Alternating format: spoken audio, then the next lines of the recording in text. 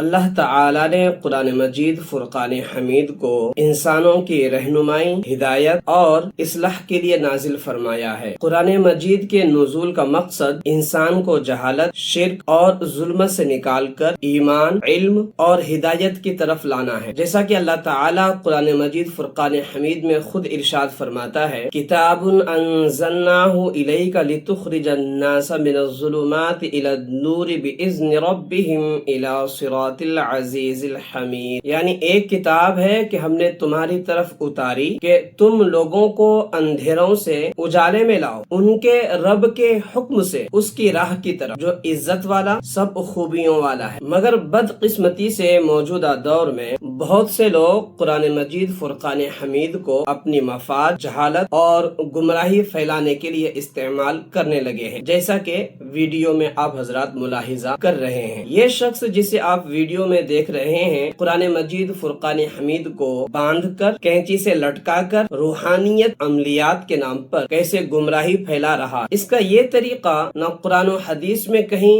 موجود ہے اور نہ ہی بزرگان دین کی تعلیمات میں کہیں ذکر ہے۔ اس شخص کا یہ عمل سراسر جہالت اور قرآن مجید فرقان حمید کی بے ادبی ہے۔ مگر افسوس، ایسے جاہل لوگوں کو بہت سے مسلمان پیر، فقیر، عامل اور نہ جانے کیا کیا سمجھتے ہیں اور ان کے پاس جا کر اپنی عزت، آبرو، عقیدہ، اپنی دولت سب لٹا دیتے ہیں۔ اگر آپ واقعی قرآن و حدیث اور بزرگان دین کی تعلیمات کی روشنی میں استخارہ کا صحیح طریقہ جاننا چاہتے ہیں کہ استخارہ کیا ہے، کیسے کیا جاتا ہے، کب کیا جاتا ہے، کس طریقے سے کیا جاتا ہے، استخارہ کے ذریعے کس طریقے سے اشارہ ملتا ہے، کون سے طریقے صحیح ہیں اور کون سے طریقے غلط ہیں، تو آپ کے لیے خوشخبری ہے۔ 30 نومبر بروز اتوار رات 9 بجے ہمارے یوٹیوب چینل روحانی کیئر سینٹر پر لائیو نشست ہوگی، جس میں ہم استخارے کے صحیح اور مسنون طریقے پر گفتگو ہوگی۔ بزرگان دین نے کون کون سے طریقے مزید بتائے ہیں جو عام عوام کے لیے مفید ہوگی، وہ بھی بیان کیا جائے گا۔ استخارے کے تعلق سے جو غلط فہمیاں ہیں اس کی وضاحت کی جائے گی اور آپ لوگوں کے سوالات کے جوابات بھی